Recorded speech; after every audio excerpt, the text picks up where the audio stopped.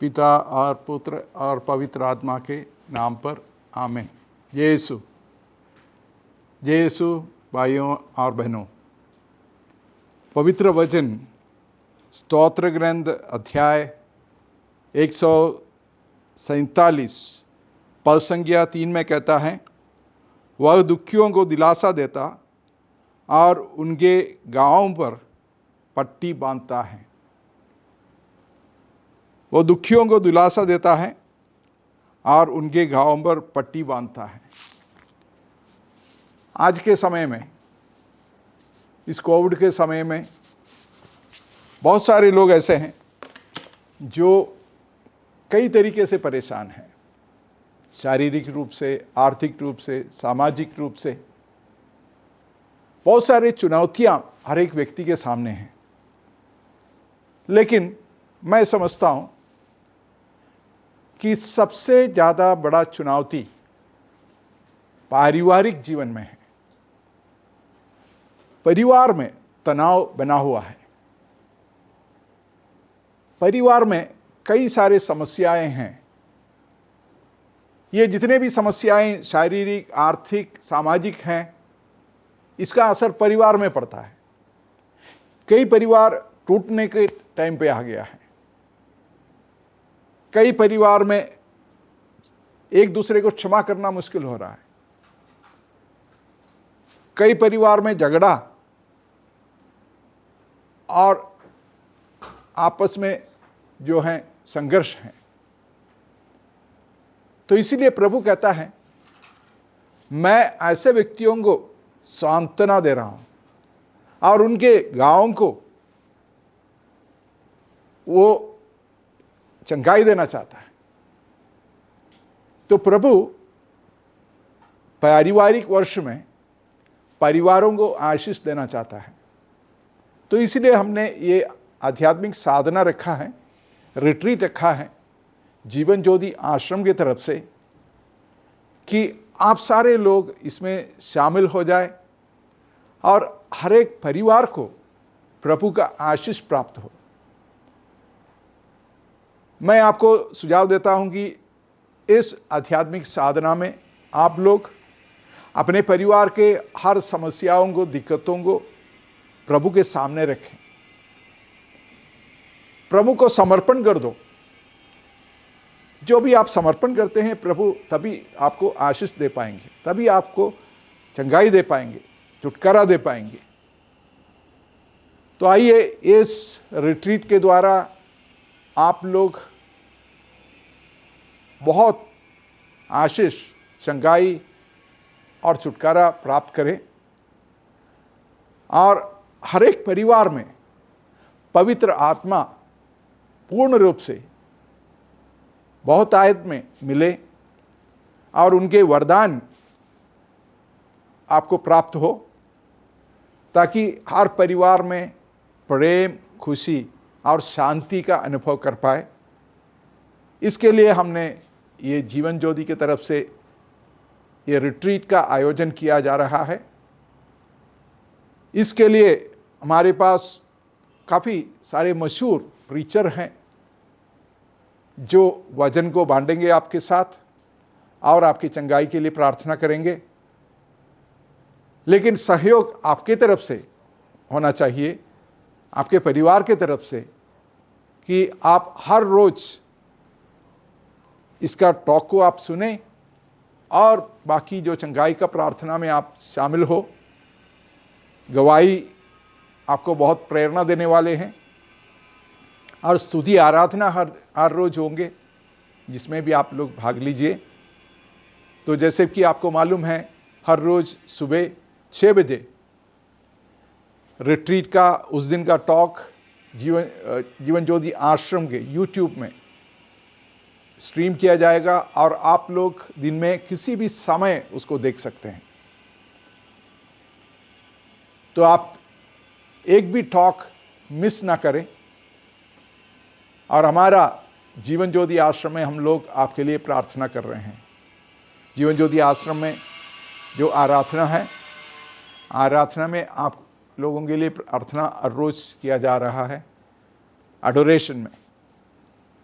तो ज़रूर आप लोग इसमें भाग लीजिए और बहुत ज़्यादा आशीष प्रभु से पाइए। आमीन।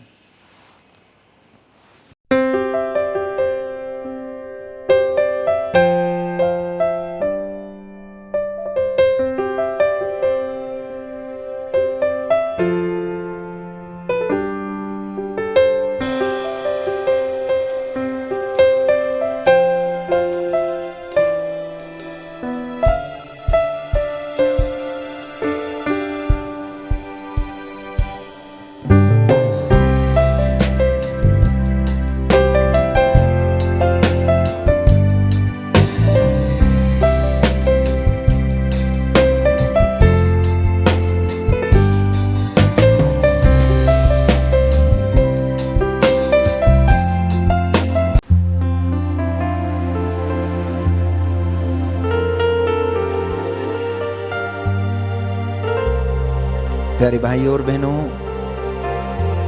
मैं आप सबका स्वागत करता हूं। प्रभु आपको आशीष दें। आप जितने भी लोग इस रिट्रीट में भाग ले रहे हैं, प्रभु अपने वचन के द्वारा आपको शुद्ध करें, अपने प्रेम से आपको ओतप्रोत करें। पवित्र आत्मा आप लोगों पर उतरे और आप लोगों को प्रेम के सूत्र में बांधे रखें। आइए हम प्रभु की महिमा के लिए एक सुंदर गीत गाते हुए आज की इस पवित्र संगति की शुरुआत करते हैं।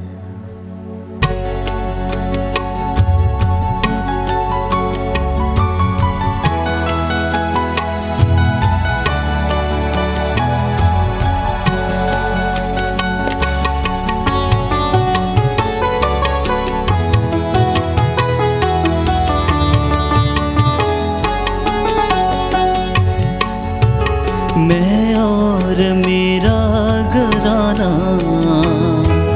यीशु मसीह के साथ चलेगा। मैं और मेरा घराना यीशु मसीह के साथ चलेगा।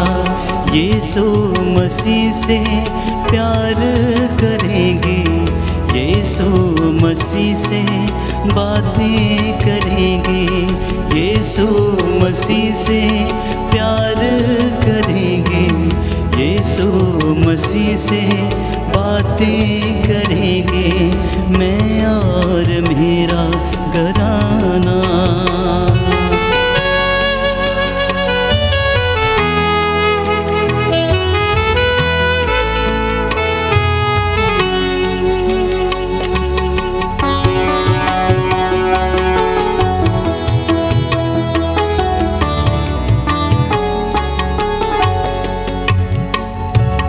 पूजा करेंगे यीशु की, रूह कुद्स से जिएंगे। पूजा करेंगे यीशु की, रूह कुद्स से जिएंगे। हर बात यीशु मसीह की बुद्धि से हम सुनेंगे। हर बात यीशु मसीह की बुद्धि से हम सुनेंगे। मैं और मेरा घराना यीशु मसीह के साथ चलेगा। यीशु मसीह से बातें करेंगे, यीशु मसीह से प्यार करेंगे। मैं और मेरा घराना, मैं और मेरा घराना, मैं और मेरा घराना।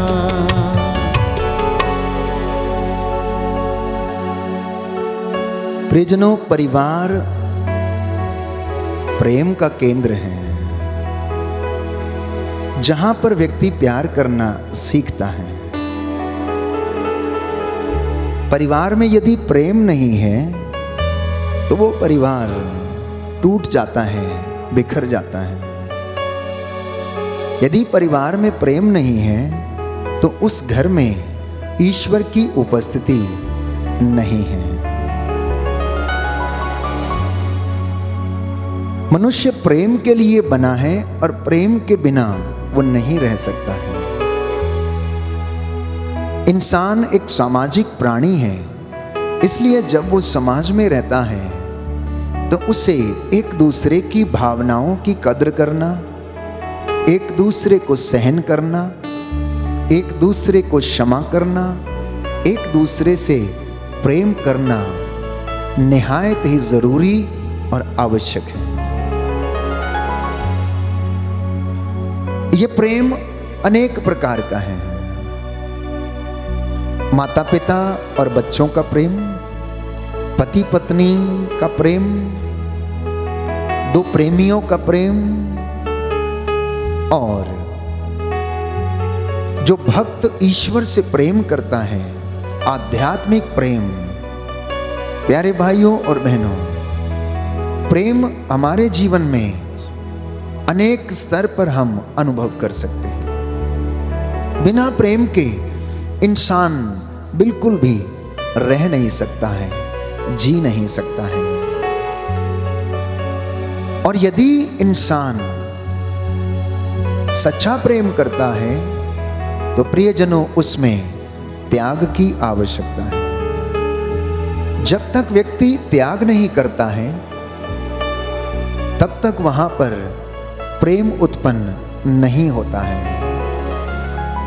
यदि वहां पर स्वार्थ है तो वह प्रेम झूठा है।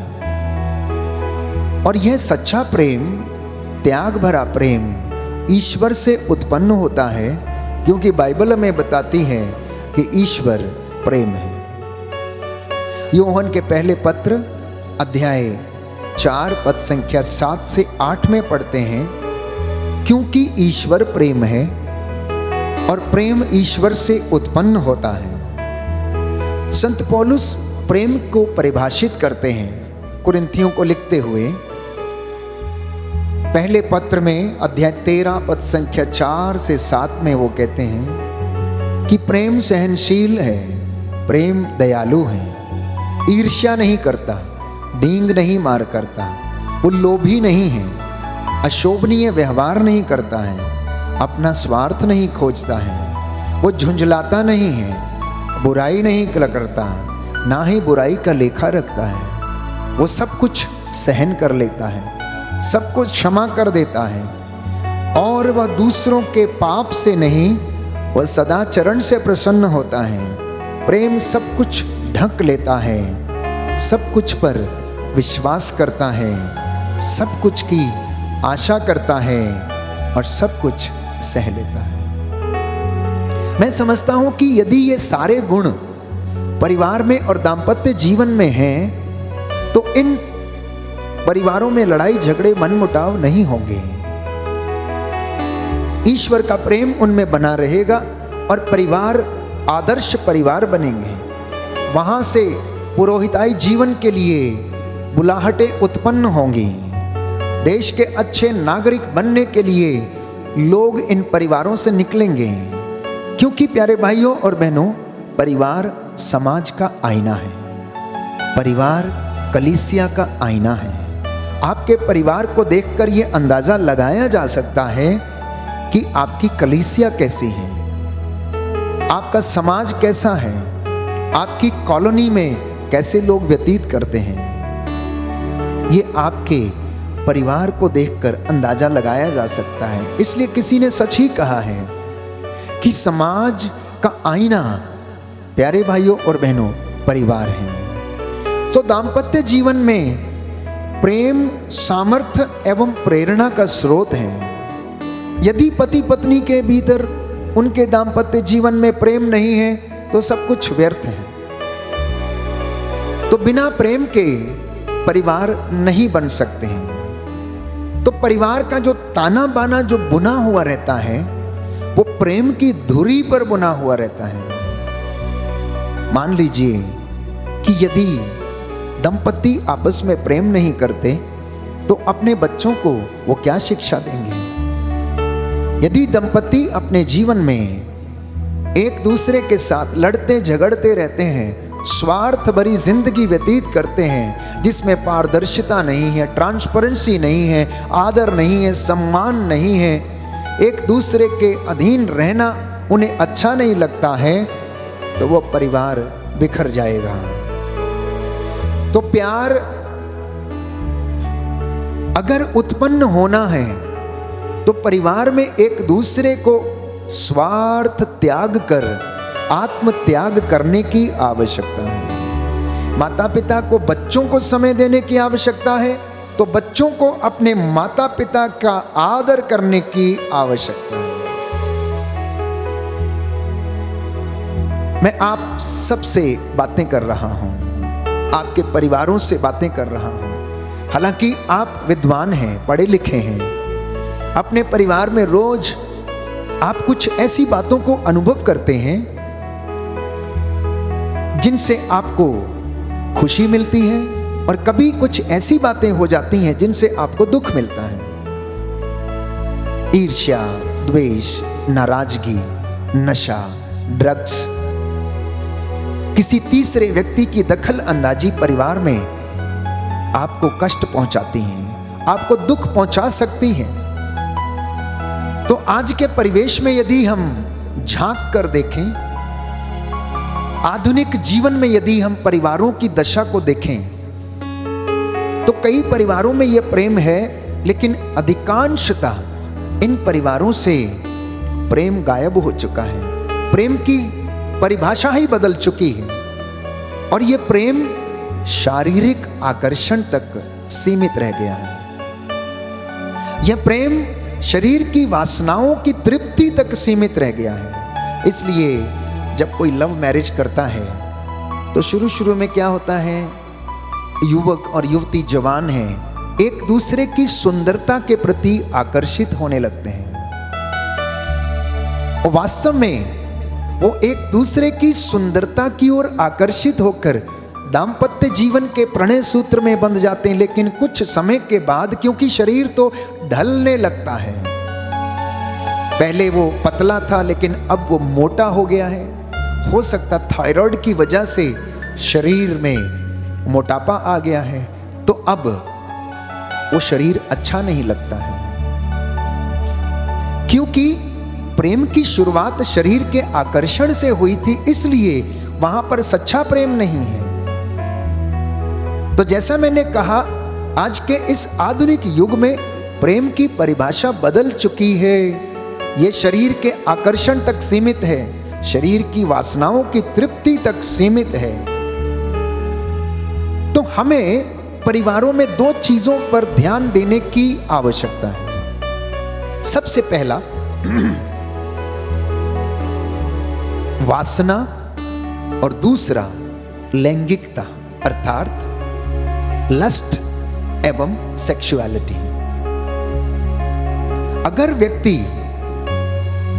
पारिवारिक जीवन में वासना की ओर अधिक आकर्षित है, तो संभवतः उसके परिवार में प्रेम का रिश्ता नहीं बन सकता। यदि वो लैंगिकता पर ज्यादा ध्यान देता है, for example, heterosexual relationship is sacred and God willed it is inside the sacred bond of marriage। अर्थात हेटेरोसेक्सुअल रिलेशनशिप, पति और पत्नी का प्रेम पवित्र होता है, लेकिन यदि वो विवाहिक रिश्ते से बाहर है तो वह पवित्र नहीं है। क्योंकि यह प्रेम का रिश्ता परमेश्वर की इच्छा के अनुसार बना। जब ईश्वर ने आदम को देखा कि वो अकेला था, अकेला रहना उसके लिए अच्छा नहीं था, तो उसके लिए एक साथी प्रभु ने बना दिया, जिसका नाम आदम ने नारी रखा। और उसने कहा कि यह तो मेरी हड्डियों की हड्डी है और मेरे मांस का मांस, क्योंकि यह नर से निकली है तो इसका नाम नारी होना चाहिए। तो यदि वैवाहिक जीवन से बाहर यह रिश्ता बनता है तो ये पवित्र नहीं है, अपवित्र समझा जाता है। जब तक प्रेम वैवाहिक रिश्ते के सूत्र में, प्रणय सूत्र में बंधा है, तब तक ये पवित्र है, अन्यथा नहीं। तो विवाह पति पत्नी दोनों के लिए, प्यारे भाइयों और बहनों, जरूरी है और दोनों का विवाह के प्रणय सूत्र में रहना आवश्यक है। वैवाहिक जीवन में पति पत्नी एक दूसरे को प्यार करते हैं और शारीरिक संबंधों के द्वारा उस प्रेम को व्यक्त करते हैं, ना कि वासना के द्वारा और ना ही शरीर के आकर्षण के द्वारा, जिसका प्रथम उद्देश्य है संतान की उत्पत्ति। वैवाहिक जीवन का सबसे प्रथम उद्देश्य है संतान की उत्पत्ति, जिसके द्वारा ईश्वर की सृष्टि का कार्य आगे बढ़ता रहे। और यह प्यार निस्वार्थपूर्ण होना चाहिए।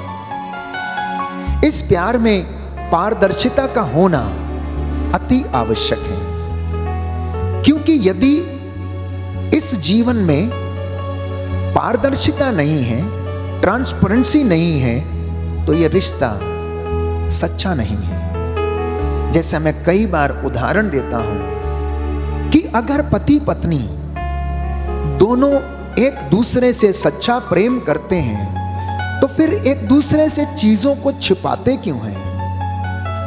एक दूसरे से उन बातों को छिपाकर क्यों रखते हैं जिनके द्वारा उनके परिवार में दरार पैदा हो सकती है, चाहे वो उनका रिश्ता हो। और मैं कई बार बात करता हूं मोबाइल की, कि पति पत्नी अपने मोबाइल्स में हर एप्लीकेशन में लॉक लगा कर रखते हैं। अधिकांशतः लोग ऐसा करते हैं। कई पति पत्नी ऐसा नहीं करते, लेकिन अधिकांशतः वो एक दूसरे को अपने मोबाइल को छूने नहीं देते हैं। ये मैंने बहुत लोगों के जीवन में देखा है। एक दूसरे से कहते हैं कि मेरा मोबाइल मत छूना, आप अपना मोबाइल छू लीजिए। तो मैं ये कहता हूं कि अगर आपका प्रेम सच्चा है, अगर आपने सचमुच निस्वार्थ प्रेम किया है, तो यहां पर पारदर्शिता का होना आवश्यक है, जरूरी है।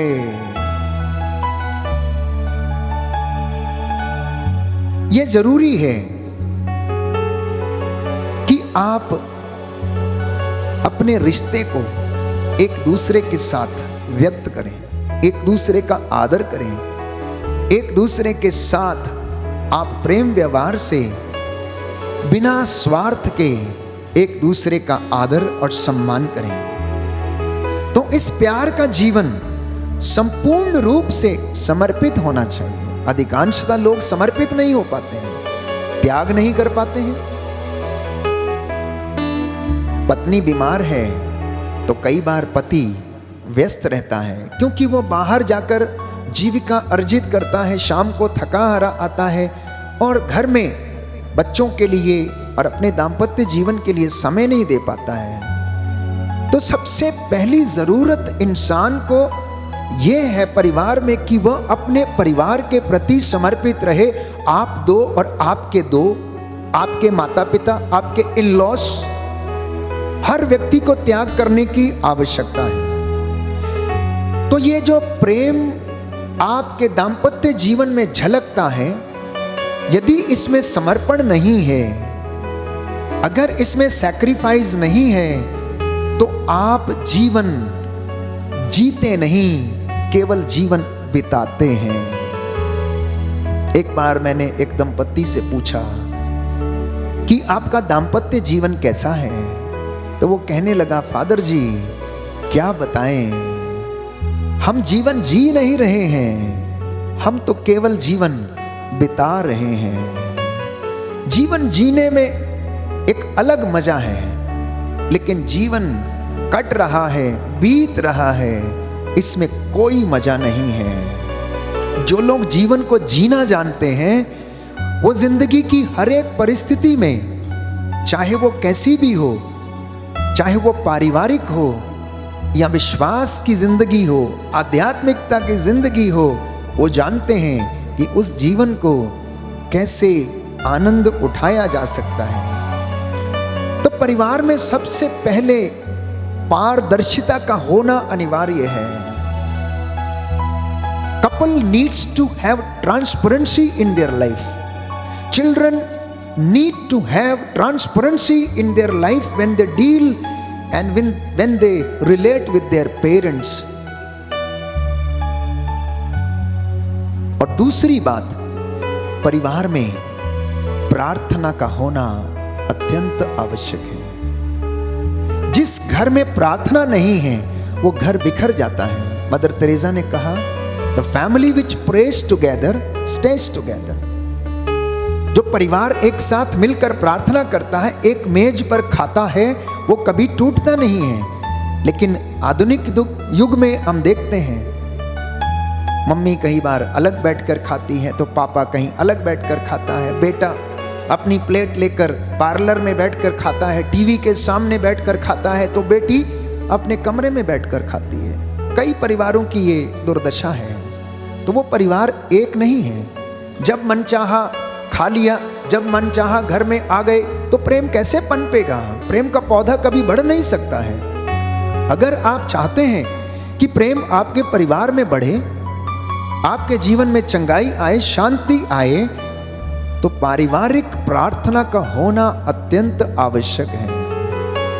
तीसरी बात, माता पिता बच्चों को टाइम दे और बच्चे माता पिता को टाइम दें, अन्यथा कोई तीसरा व्यक्ति इन्हें टाइम देगा और ये प्यारे भाइयों और बहनों अपने जीवन में निराश होकर बिखर जाएंगे।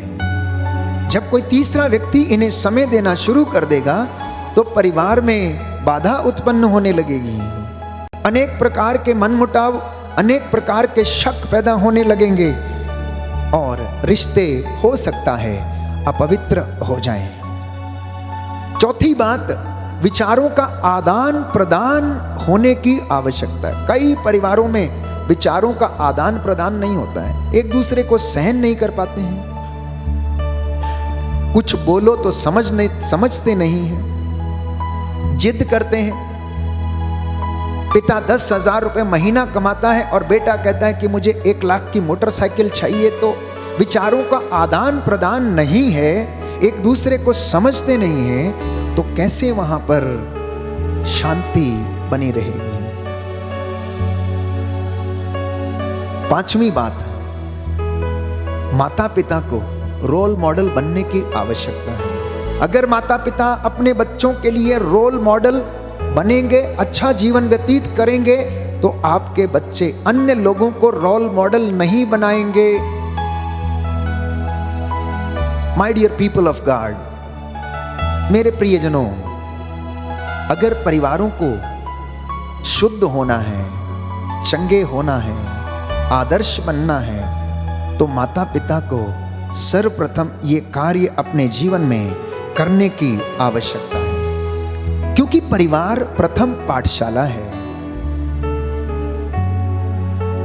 Family is the first school, जहां पर बच्चा उठना बैठना बोलना सीखता है। गुड मॉर्निंग, गुड आफ्टरनून, जय यीशु, यीशु की बड़ाई बोलना सीखता है, आदर सम्मान सीखता है, पैर छूना सीखता है, एक दूसरे का आदर करना सीखता है। अब यह निर्भर करता है घर के लोगों पर कि घर के लोग उसे क्या सिखाते हैं। स्कूल तो बच्चा बाद में जाता है, लेकिन सर्वप्रथम हर चीज वो परिवार से सीखता है, जहां बच्चे अच्छाई और बुराई सीखते हैं।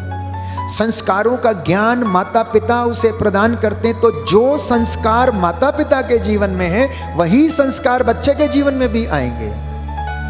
इसलिए माता पिता, आप ये ना समझें कि मेरा बेटा ये काम करे, मेरा बेटा वो काम करे, मेरा बेटा ऐसा करे। आप उससे तमाम अपेक्षाएं रखते हैं, तो इन अपेक्षाओं का होना जरूरी है, लेकिन सबसे पहले आप इन अपेक्षाओं पर खरे उतरें, तब आपका परिवार, प्यारे भाइयों और बहनों, प्रेम में आगे बढ़ सकता है।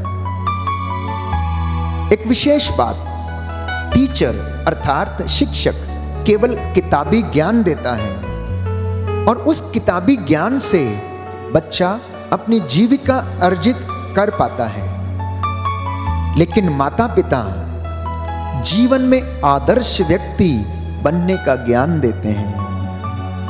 माता पिता जीवन में आदर्श व्यक्ति बनने का ज्ञान देते हैं, उसे संस्कार सिखाते हैं, विश्वास उसमें भरते हैं, उसे आदर्श व्यक्ति बनना सिखाते हैं, सत्य बोलना सिखाते हैं, प्रेम करना सिखाते हैं। ये माता पिता की जिम्मेदारी है। इसलिए जो संतान ईश्वर की ओर से आपको वरदान स्वरूप मिलती है, माता पिता की जिम्मेदारी बनती है कि उन्हें प्रभु के प्रेम में आगे बढ़ाएं, उन्हें प्रभु की महिमा में आप सिखाएं कि प्रभु की महिमा कैसे करनी चाहिए।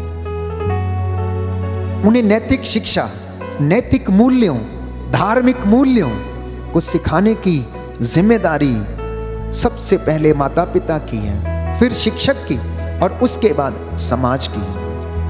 तो इस पाठशाला में माता पिता का काम क्या है? बाइबल इसके विषय में बताती है कि इस प्राइमरी स्कूल में माता पिता की जिम्मेदारी है सर्वप्रथम बच्चों को सिखाना। और बाइबल इसके विषय में कहती है, ड्यूट्रोनॉमी चैप्टर 6 वर्स 6 to 7, विधि विवरण ग्रंथ अध्याय 6 पद संख्या 6 से 7, जो शिक्षा मैं आज तुम्हें दे रहा हूं वे तुम्हारे हृदय पर अंकित रहे। तुम उन्हें अपने पुत्रों को अच्छी तरह सिखाओ, घर में बैठते या राह चलते, शाम को लेटते या सुबह उठते समय उनकी चर्चा किया करो।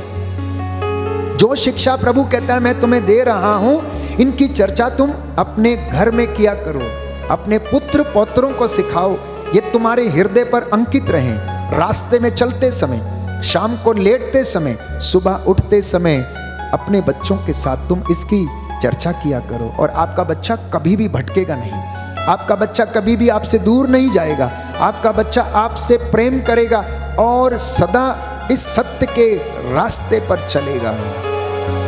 दूसरी जिम्मेदारी पवित्र बाइबल हमें बताती है, सूक्ति ग्रंथ अध्याय 22 पद संख्या 6, कि माता पिता की दूसरी जिम्मेदारी है अपने बच्चों को प्रशिक्षण देना। आप उन्हें बहुत बड़ी बड़ी ट्रेनिंग्स करवाते हैं, लेकिन आप घर में ट्रेनिंग देना भूल जाते हैं, घर में प्रशिक्षित करना भूल जाते हैं। सुनिए ध्यान से बाइबल क्या कहती है, युवक को बचपन से ही सन्मार्ग की शिक्षा दो, वह बुढ़ापे में उससे कभी नहीं भटकेगा। अर्थात अपने बच्चों को बचपन से ही, युवावस्था से ही सन्मार्ग की शिक्षा देना, और बुढ़ापे तक वो उससे कभी नहीं भटकेगा। बुढ़ापे तक कभी उससे वो भटकेगा नहीं, क्योंकि यशायाह नबी लिखता है अध्याय 38 पद संख्या 19 और उसका दूसरा भाग, कि पिता अपने पुत्रों को सत्य प्रतिज्ञता का ज्ञान कराए। क्या करना है? पिता को अपने पुत्रों को और बच्चों को सत्य प्रतिज्ञता का ज्ञान कराने की आवश्यकता है। तीसरी ट्रेनिंग बाइबल हमें बताती है कि माता पिता अपने बच्चों को दें शोक गीत अध्याय 2 पद संख्या 19, उठो रात को चिल्लाओ, पहले पहर अपना हृदय पानी की तरह बहा दो। अपने बच्चों के प्राण बचाने के लिए प्रभु से प्रार्थना करो। माता पिता, अगर आपका बच्चा बुरी संगति में पड़ गया है, अगर वो ड्रग्स में है, नशा लेना शुरू कर दिया, निराश है, तो दंपतियों का, पति पत्नी का, माता का, पिता का कर्तव्य है कि सुबह भोर में उठकर वो त्याग करे, प्रभु से विनती करे, हाथों को उठाते हुए पापों के लिए प्रायश्चित करे। ठीक वैसे जैसे अय्यूब नबी हम पढ़ते हैं अध्याय 1 पद संख्या 5 में, कि वह नित्य प्रतिदिन उठकर अपने बच्चों के लिए वेदी पर बलिदान चढ़ाया करता था। प्रभु से कहता था कि प्रभु मेरे बच्चों को क्षमा करना, जाने अनजाने में रात दावत उड़ाते समय, खाते पीते समय इनसे कोई जघन्य अपराध ना हो गया हो, हे प्रभु इन्हें क्षमा करना। ये माता पिता का कर्तव्य है। और मैं समझता हूं कि यदि आप ऐसा करेंगे, बाइबल की शिक्षा के अनुसार चलने का प्रयास करेंगे, तो अवश्य आपके परिवार में प्रेम बना रहेगा, वो प्रणय सूत्र में बना रहेगा।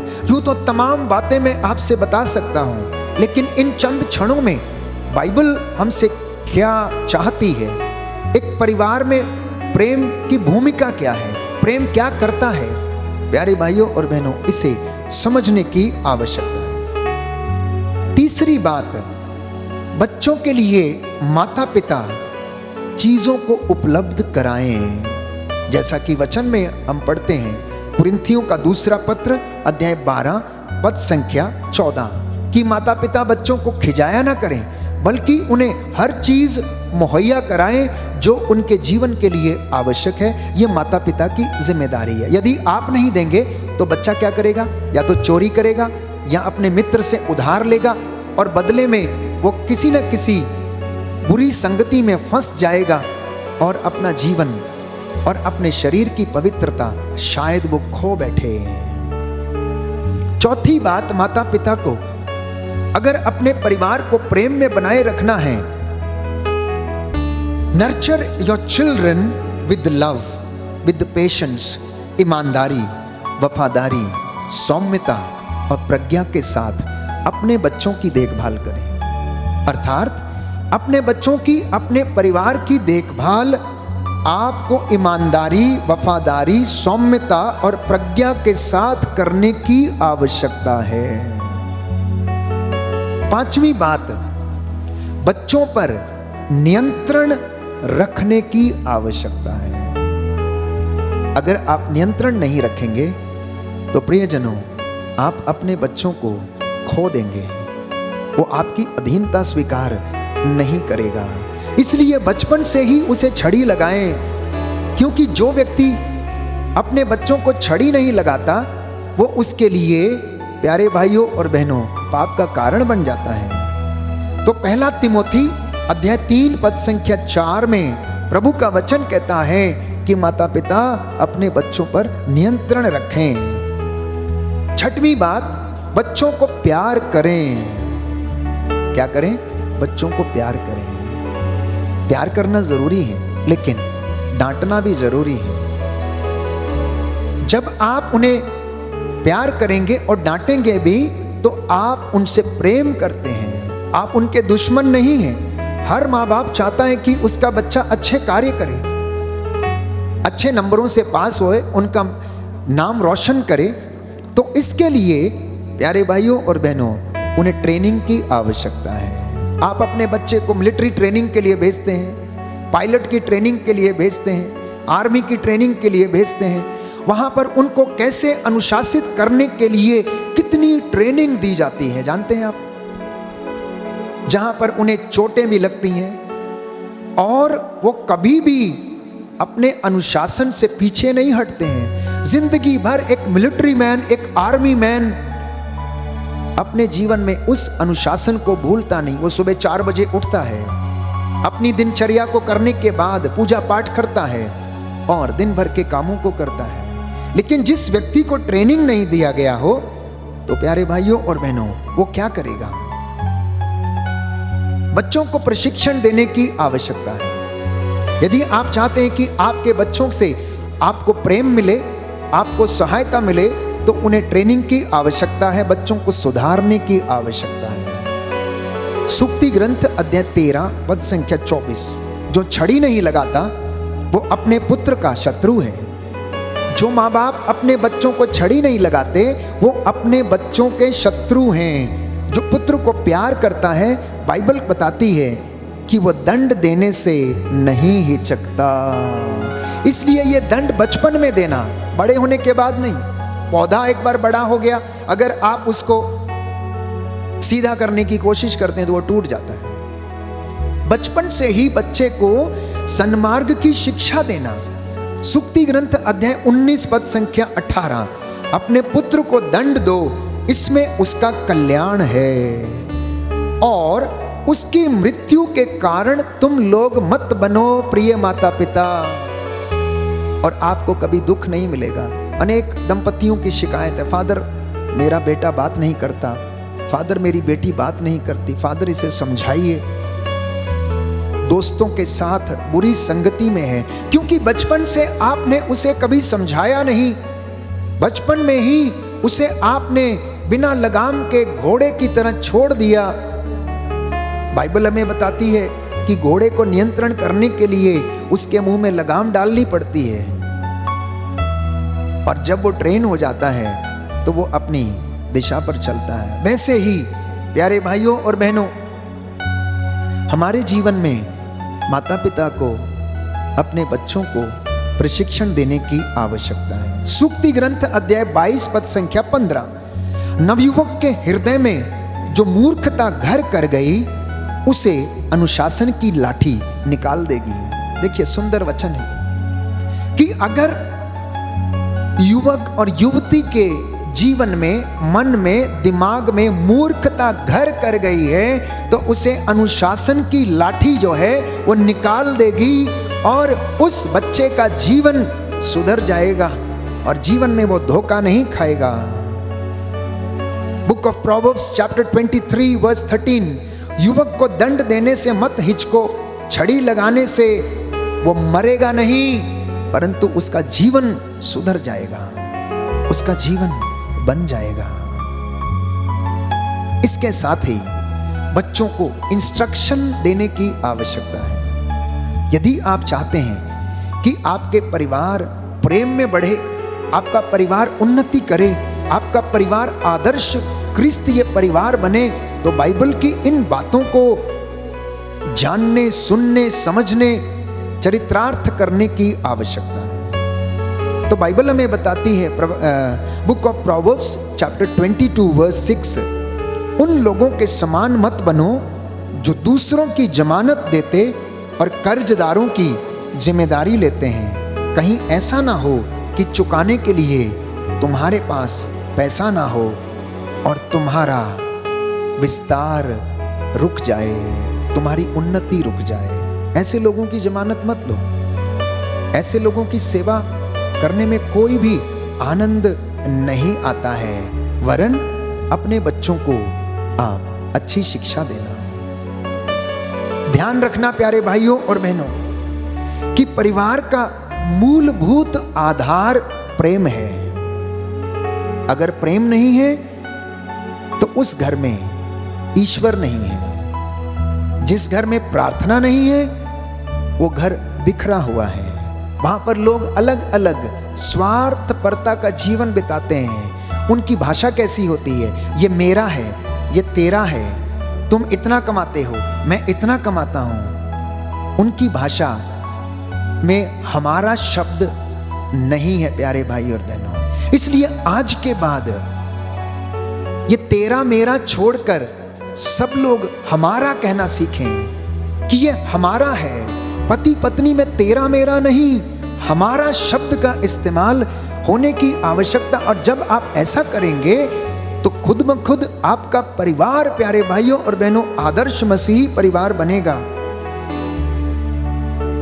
और इस परिवार के रिश्ते को विवाहिक रिश्ता पवित्र करता है। तो पति पत्नी का रिश्ता आपसी संबंध, सामंजस्य अर्थात आपसी तालमेल, यौन इच्छाओं की पूर्ति, संतान उत्पन्न करना, ये प्यारे भाइयों और बहनों परिवार के उद्देश्य हैं।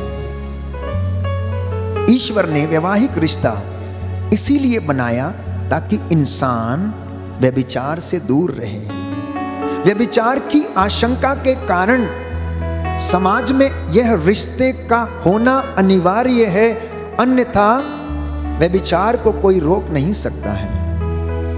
इसलिए पति पत्नी में यह रिश्ता पवित्र होना चाहिए। तो संत पौलुस कुरिन्थियों के पहले पत्र अध्याय 7 में हमें बताता है कि व्यभिचार की आशंका के कारण हर पुरुष अपनी पत्नी के प्रति अपने कर्तव्यों का पालन करे और स्त्री अपने पति के प्रति। तो विवाह संस्कार स्वयं ईश्वर के द्वारा बनाया गया है, यह मनुष्य के द्वारा नहीं बनाया गया। प्रथम विवाह उत्पत्ति ग्रंथ में हम पढ़ते हैं कि परमेश्वर ने आदम और हवा के बीच में करवाया।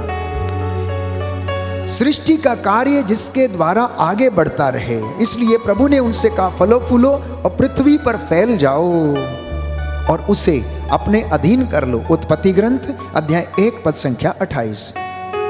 इस तरह मनुष्य अपने माता पिता को छोड़ता है और अपनी पत्नी के साथ एक हो जाता, और अब वो दो नहीं परंतु एक शरीर एक आत्मा हो जाते हैं और उस प्रेम की अभिव्यक्ति को व्यक्त करते हैं। स्त्री एवं पुरुष दोनों एक समान हैं, परंतु दोनों में अंतर है। मनुष्य यदि प्रदाता है तो स्त्री सहायक है। मनुष्य रक्षा करने वाला है तो स्त्री शिक्षा देने वाली, लालन पालन करने वाली, तालीम देने वाली है, पोषण करने वाली है, परवरिश करने वाली है। इंसान पुरुष अगर दिमाग से संचालित है तो स्त्री हृदय से संचालित है।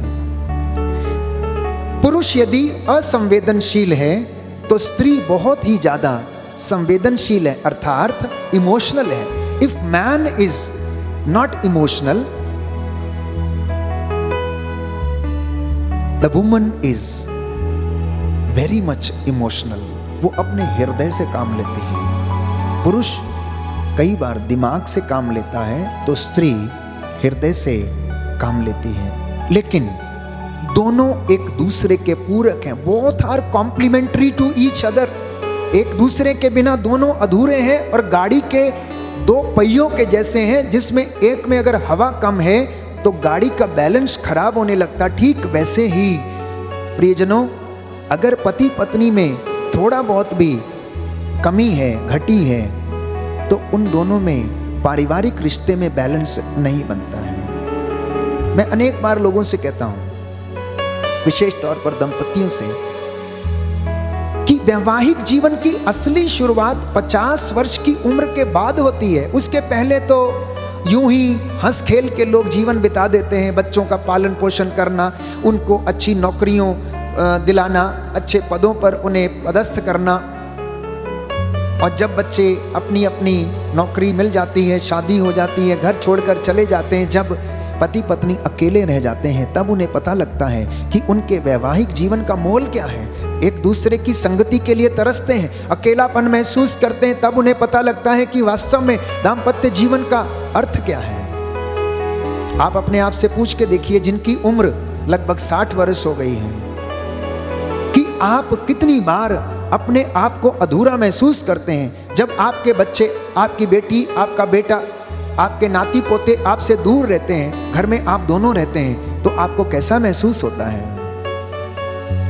तो विवाह संस्कार की आशीष जो हमें मिलती है, उससे हमें एकता की कृपा मिलती है। We get the grace of unity in the sacrament of marriage. उसी के साथ जिम्मेदारी की कृपा मिलती है, इसी के साथ चंगाई की कृपा मिलती है, और इसी के साथ फलने फूलने और धरती पर फैलने की कृपा मिलती है। इसलिए आप लोग सावधान रहना, क्योंकि शैतान इस रिश्ते को भंग कर सकता है, और वो दहाड़ते हुए शेर के समान विचरता फिरता है, कब किसको फाड़ खाए, मार डाले और आपके रिश्ते को खराब कर दे। आपकी छोटी सी दाखबारी, आपका परिवार, इसे बचाकर रखना, जागते रहना, ताकि कोई व्यक्ति इसमें आकर जंगली बीज बोकर ना चला जाए, जिससे कि आपके घर में रिश्ते अपवित्र हो जाएं। शैतान इन रिश्तों को किस तरह से भंग करता है? सबसे पहले व्यभिचार के कारण वो इस पवित्र रिश्ते को क्या करता है? भंग करता है। अगर कोई भी व्यक्ति गलत रिश्तों में पड़ जाता है तो ना केवल अपने शरीर परंतु अपनी आत्मा को, अपने परिवार को और अपने रिश्ते को वो अपवित्र कर लेता है। इसलिए व्यभिचार से बच के रहना। दूसरा, बुरे यौन विचार से आप अपने परिवार को बचाकर रखना। तीसरा, बहुविवाह अर्थात बहुत सारे मैरिजेस, एक से शादी किया, छोड़ दिया, तलाक हो गया, कोई फर्क नहीं पड़ता, छोड़ दिया। बहु विवाह के कारण भी परिवार नष्ट हो जाते हैं, खानदान नष्ट हो जाते हैं। कौटुंबिक व्यभिचार के कारण परिवार नष्ट हो सकता है। कौटुंबिक अर्थात अपने ही परिवार के लोगों के साथ व्यभिचार अगर हो जाता है तो उससे रिश्ता टूट सकता है, परिवार बिखर सकता है। इसी के साथ गे रिलेशनशिप, समलैंगिकता, अगर कोई इन रिश्तों में जीवन व्यतीत करता है तो उसमें प्रेम बिल्कुल नहीं हो सकता है। लालच और प्रलोभन ये आपके पारिवारिक जीवन को नष्ट कर सकते हैं। यदि पत्नी के मन में लालच है या पति के मन में लालच है, किसी भी प्रकार का हो, चाहे वो दहेज का हो, चाहे वो किसी भौतिक चीज का हो, प्यारे भाइयों और बहनों, लालच और प्रलोभन आपके रिश्तों को नष्ट कर सकता है। कुछ चीजें जो पति पत्नी का ध्यान भंग कर सकती हैं और परिवार टूट सकता है, बाइबल हमें बताती है। धन का मोह एवं आंखों की वासना। पाप इंसान की आंखों से शुरू होता है, नजर से शुरू होता है। स्त्री का मोह एवं शरीर की वासना, प्रसिद्धि का मोह एवं जीवन और शरीर का घमंड। अक्सर लोग क्या करते हैं, प्रसिद्धि पाने के लिए अपने परिवार की परवाह नहीं करते हैं, घर से बाहर ही रहते हैं, पत्नी को टाइम नहीं देते, बच्चों को भी टाइम नहीं देते हैं और रिश्ता टूटने लगता है। अगर आप अपनी पत्नी को टाइम नहीं देंगे तो कोई और व्यक्ति उसे टाइम देगा। अगर आप अपने बच्चों को टाइम नहीं देंगे तो कोई और व्यक्ति उन्हें टाइम देगा और वो रिश्ता अपवित्र हो सकता है, परिवार टूट सकते हैं, परिवार बिखर सकते हैं। इसलिए सावधान रहने की आवश्यकता है। आप चाहते हैं ना कि आपका परिवार पवित्र बने, आप चाहते हैं कि आपके परिवार आदर्श परिवार बने, आप चाहते हैं कि आपके परिवारों में एकता बनी रहे। क्या आप चाहते हैं कि आपके परिवार में यीशु मसीह आपके परिवार का आधार बने? तो आप मुझसे पूछ सकते हैं कि father, how can we sanctify our families? Father, हम अपने परिवारों का पवित्रीकरण कैसे करें? हमारे परिवार में प्रेम कैसे आएगा? तो सर्वप्रथम अपने घर में एक पवित्र वेदी बनाएं और वहां पर सबसे पहले प्रभु के वचन को क्या करें? प्रतिष्ठित करें। प्रभु के वचन का आदर करें, क्योंकि जिस घर में वचन है उस घर में शिक्षा है, जिस घर में वचन नहीं है उस घर में शिक्षा नहीं है, और जिस घर में प्रार्थना है वो एक साथ रह सकता है। आध्यात्मिक मूल्यों को प्राथमिकता देना। You need to value the spiritual values, my dear brothers and sisters. आपको अपने परिवार में आध्यात्मिक मूल्यों को प्राथमिकता देने की आवश्यकता है और इसके साथ साथ बच्चों को नैतिक मूल्यों का ज्ञान कराने की आवश्यकता है। विश्वास और प्रार्थना जैसे गुणों को विकसित करने की आवश्यकता है। संस्कारों को नियमित रूप से ग्रहण करना, कलीसिया के साथ संगति में रहना, अपने पुरोहित से लगातार मशवरा करना, सलाह लेना, काउंसलिंग लेना अपने परिवार के लिए। क्योंकि आपको सांसारिक जीवन में तो लोग बहुत हैं सलाह देने वाले, लेकिन आध्यात्मिक जीवन में सलाह देने वाला केवल एक ही व्यक्ति है और वो है आपका पास्टर, आपका पुरोहित, पल्ली पुरोहित, रेवड़ का अगुआ। केवल वो आपको आध्यात्मिक सलाह दे सकता है। तो प्रभु यीशु मसीह को अपने परिवार का मुखिया बनाना, उसे अपने परिवार पर अधिकार लेने देना। जब वो आपके परिवार पर अधिकार लेगा तो आपके जीवन में कभी भी कष्ट नहीं आएगा। एक और विशेष बात, be satisfied what you have in your family. आपके परिवार में जो कुछ है उससे आप संतुष्ट रहें। आपका पति या पत्नी मोटा हो, काला हो, पतला हो, दुबला हो, अगर आपने उसे विवाह संस्कार के समय करार किया है तो वो करार जीवन भर के लिए बरकरार रहना चाहिए, क्योंकि ये तो शरीर है, ये मोटा पतला तगड़ा होता रहता है, चोटें लगती रहती हैं, ये तो बदलता रहेगा, ये ढलता रहेगा।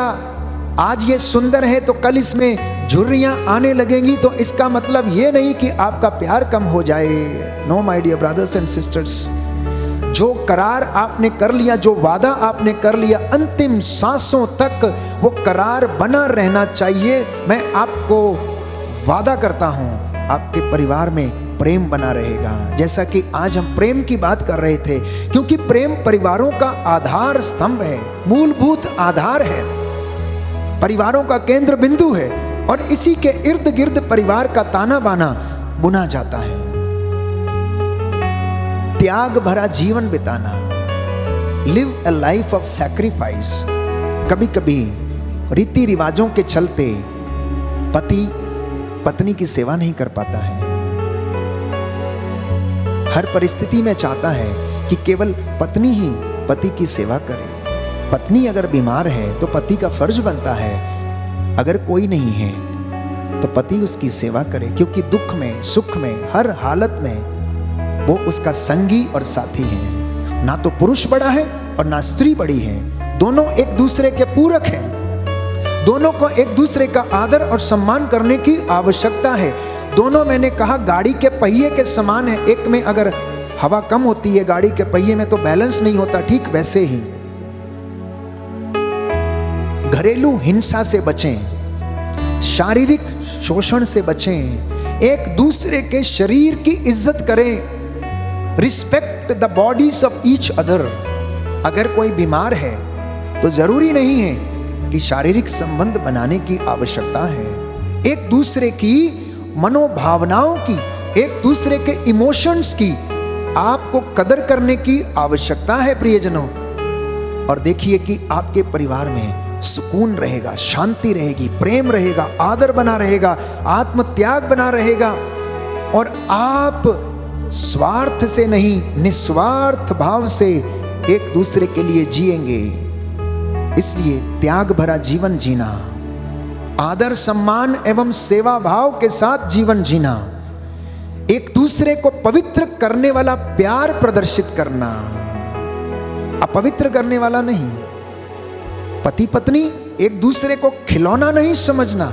You are not toys, you are human beings. तो ह्यूमन बीइंग होने के नाते एक दूसरे की भावनाओं की हमें कदर करने की आवश्यकता है। थैंक यू, धन्यवाद, I forgive you, good morning, good afternoon जैसे शब्दों का रोज इस्तेमाल करना। आई एम सॉरी ऐसे शब्दों का इस्तेमाल करना। और मैं आपको विश्वास दिलाता हूं, आपके परिवार को कोई तोड़ नहीं सकता, आपके रिश्ते को कोई तोड़ नहीं सकता है। हालांकि मैंने ये बातें चंद क्षणों में आपको नट शेल में बताने का प्रयास किया है, लेकिन मैं समझता हूं कि अगर किसी ने इसको बड़ी गहनता से मनन चिंतन करते हुए आत्मसात किया है तो आज से आपके परिवार में प्रेम आना शुरू हो जाएगा। इसलिए अब जो नव दंपति हैं, आप अपने मन में इस बात को डाल लें कि आप अपने परिवार को आदर्श परिवार बनाने के लिए प्रथम दिन से ही आप कोशिश करनी शुरू कर दें। हर युवती को यह सोचना है कि उसे एक दिन मां बनना है, और हर मां को यह सोचना है कि उसे एक दिन सास बनना है। हर बहू को यह एक सोचना है कि उसे एक दिन बहू बनना है।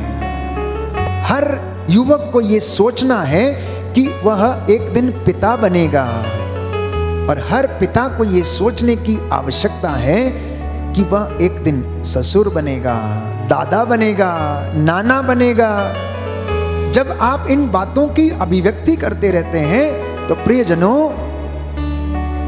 आपको जिंदगी सिखाती रहती है कि इन अवस्थाओं में पहुंचने से आप लोगों को क्या लाभ मिल सकता है। परमेश्वर का हम शुक्रिया अदा करें कि आज की जो शिक्षा हमें दी गई है, हे प्रभु, उस शिक्षा के द्वारा मेरे जीवन में, मेरे परिवार में शांति आ जाए। Thank you, God bless you.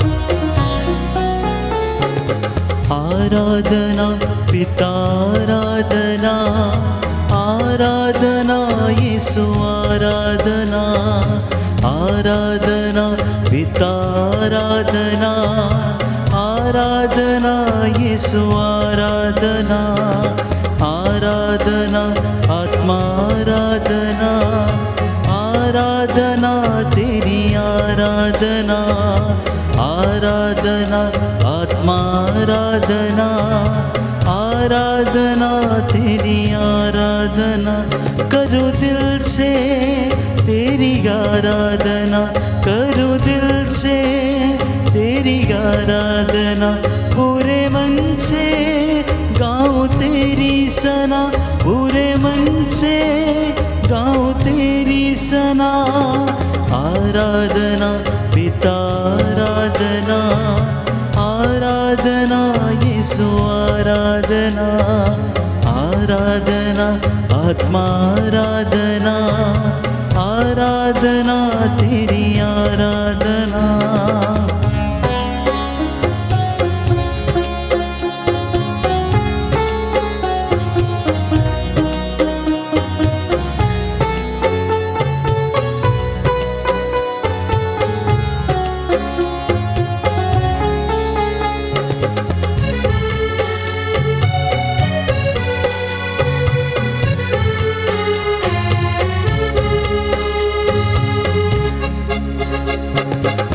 भटक रहा था मैं दुनिया में, न पाया सच को वहाँ।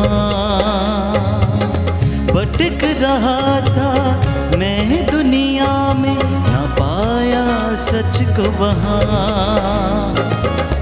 एक तू ही है यीशु राजा, जो है सच का दरिया। एक तू ही है यीशु राजा, जो है सच का दरिया। तेरी हमदो सना गाऊं, तेरे नाम में बढ़ता जाऊं। तेरी हमदो सना गाऊं, तेरे नाम में बढ़ता जाऊं। आराधना पिता, आराधना, आराधना यीशु, आराधना, आराधना पिता, आराधना, आराधना यीशु, आराधना, आराधना आत्मा, आराधना, आराधना तेरी, आराधना, आराधना आत्मा, आराधना, आराधना तेरी, आराधना।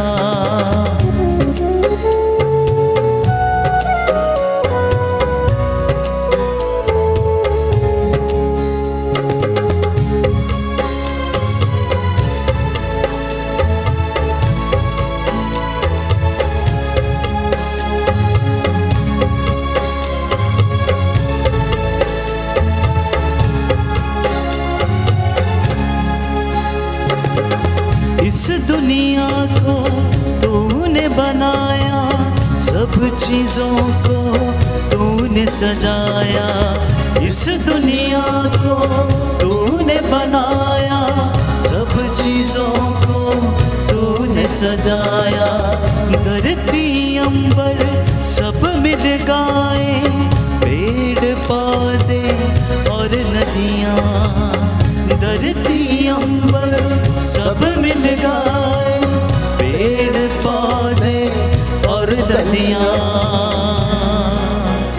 तेरी हम दो सना गाए, तेरे नाम में बढ़ते जाए, तेरी हम दो सना गाए, तेरे नाम में बढ़ते जाए।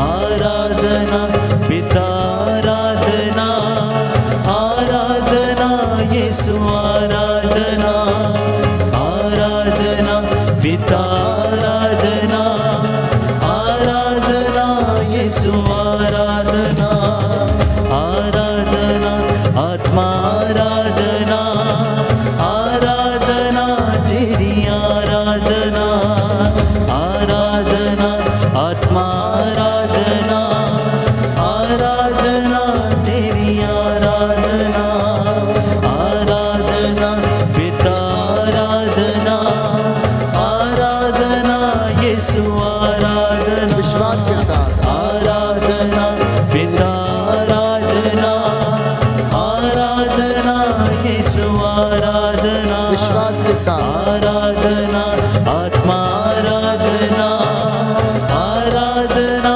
तेरी आराधना। पूरी भक्ति के साथ आराधना आत्मा आराधना, आराधना तेरी आराधना, आराधना पिता आराधना, आराधना यीशु आराधना, आराधना पिता आराधना, आराधना यीशु आराधना। पूरी शक्ति के साथ आराधना आत्मा आराधना, आराधना तेरी आराधना। सब लोग मिलकर आराधना तेरी आराधना, आराधना तेरी आराधना। पूरे परिवार के साथ मिलकर आराधना पिता आराधना, आराधना यीशु आराधना। जी हाँ प्रभु आराधना पिता आराधना, आराधना यीशु आराधना। आइए प्रभु यीशु आराधना आत्मा आराधना, आराधना तेरी आराधना, आराधना आत्मा आराधना, आराधना तेरी आराधना, आराधना पिता आराधना, आराधना यीशु आराधना, आराधना पिता आराधना, आराधना यीशु आराधना।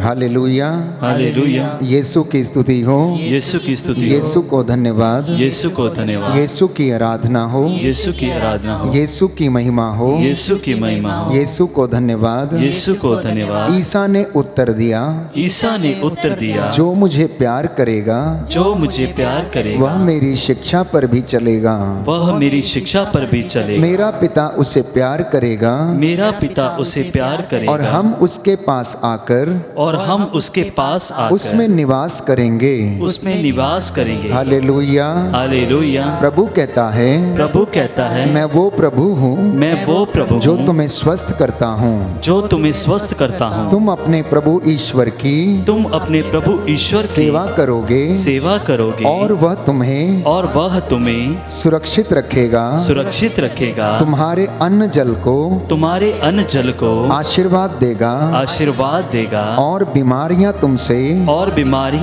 दूर रखेगा। हालेलुया। हालेलुया। हालेलुया। हालेलुया। हे प्रभु, हे प्रभु, हे मेरे ईश्वर, हे मेरे ईश्वर, मैंने तुझे पुकारा और तूने मुझे स्वास्थ्य प्रदान किया। स्वास्थ्य प्रदान हे किया। प्रभु यीशु, हे प्रभु मैं यीशु, तेरे चरणों में आया हूँ। मैं तेरे चरणों में आया मुझ हूँ। पर दया कीजिए, मुझ पर दया मेरे कीजिए, परिवार पर दया कीजिए, मेरे परिवार पर दया मैं कीजिए। आपकी आराधना करता हूँ, मैं आपकी आराधना करता आपकी हूँ, महिमा गाता हूँ, आपकी महिमा गाता आपकी हूँ, जय जयकार करता हूँ। आपकी जय जयकार करता हूँ। हालेलुया, हालेलुया। हे प्रभु यीशु, हे प्रभु मैं यीशु, आपकी उपस्थिति के लिए मैं आपकी उपस्थिति के आपको लिए धन्यवाद देता हूँ। आपको धन्यवाद देता हूँ। हालेलुया, हालेलुया, हालेलुया। हालेलुया।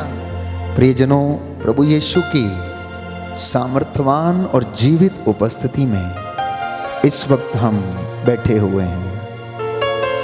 आप जहां कहीं भी इस आराधना में भाग ले रहे हैं, प्रभु आपको स्पर्श करे, आपके परिवार को स्पर्श करे, प्रभु का सानिध्य आपके घर में उतरे। प्रभु का वचन कहता है, जहां पर 2 या 3 मेरे नाम से एकत्र होते हैं, मैं उनके बीच में हाजिर रहता हूं। प्रियजनों, इस वक्त आप जितने भी लोग इस ऑनलाइन प्रार्थना में मेरे साथ एक मन हैं, एक प्राण हैं और सब मिलकर प्रार्थना कर रहे हैं, तो प्रभु आपके बीच में विराजमान है। जब हम उसे पुकारते हैं, वो हमारी पुकार को सुनता है और हमें उत्तर देता है। जब हम उसकी दुहाई देते हैं, तो वो हमारी दुहाई को सुनता है। स्तोत्र संख्या 65 में हम पढ़ते हैं, परमेश्वर का वचन कहता है, लोग तेरे पास आते हैं क्योंकि तू उनकी प्रार्थनाओं को सुनता है। ये सुंदर मौका है प्रभु ने हमें दिया, जिससे कि हम उसकी आराधना कर सकें, उसकी महिमा गा सकें, उसकी प्रशंसा कर सकें, उसका धन्यवाद कर सकें। अपने जीवन में हर प्रकार की रोग बीमारी से हम आज़ाद हो जाएं। हमारे मन में जो दोष भावना है, उससे हम आज़ाद हो जाएं। यीशु की आत्मा हम सभी लोगों को स्पर्श करे। प्रभु का वचन कहता है, जब तक पवित्र आत्मा तुम पर ना उतरे, तब तक तुम में से कोई भी नहीं कह सकता कि ईसा ही प्रभु है। वो पवित्र आत्मा, आइए हम उससे प्रार्थना करें, हम पर अधिकार लें और हमें आशीष प्रदान करें। प्रभु से कहना कि हे प्रभु, अपनी आत्मा को भेजिए, जिससे कि मेरा दिल तेरा घर बन जाए, मेरा घर तेरा सिंहासन बन जाए, मेरी आत्मा तेरा सिंहासन बन जाए। मैं प्यासा हूँ प्रभु, मैं भूखा हूँ प्रभु, मैं तेरे बिना कुछ भी नहीं हूँ, मैं अकेला हूँ प्रभु, मुझे सामर्थ्य दीजिए, मेरे परिवार में आ जाइए प्रभु, अपने प्रेम का अनुभव मुझे प्रदान कीजिए। मैं निर्बल हूँ, मैं दुर्बल हूँ, ना चाहते हुए भी तुझसे दूर चला जाता हूँ। मुझ पर दया कर, मुझे क्षमा कर, मुझे क्षमा कर।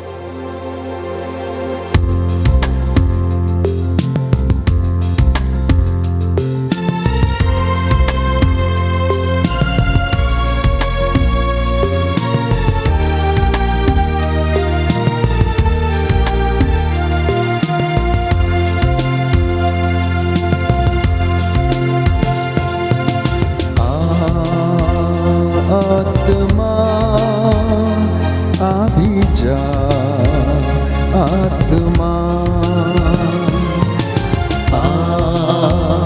आत्मा अभी जा, आत्मा। मेरा दिल तेरा घर है, इस घर में आत्मा। मेरा दिल तेरा घर है, इस घर में आत्मा। आत्मा अभी जा, आत्मा। आत्मा अभी जा, अपने दोनों हाथों आत्मा खुला छोड़ते हुए, आत्मा जी हाँ प्रभु, अभी जा, आत्मा। प्यासा हूँ मैं तेरे लिए, भूखा हूँ मैं तेरे लिए,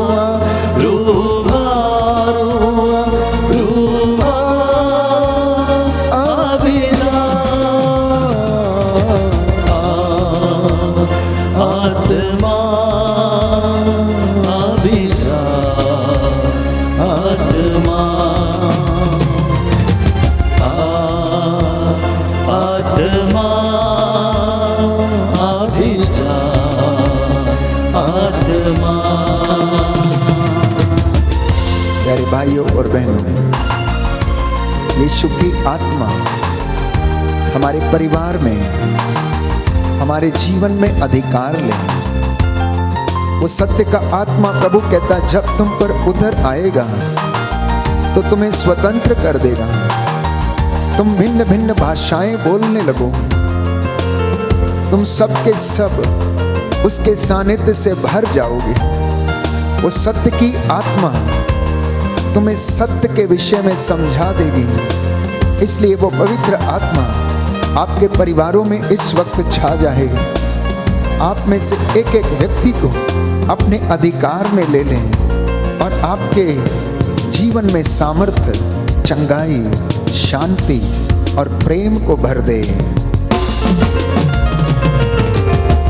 तेरे बिना मैं कुछ भी नहीं, सामर्थ्य अपना दे दे मुझे।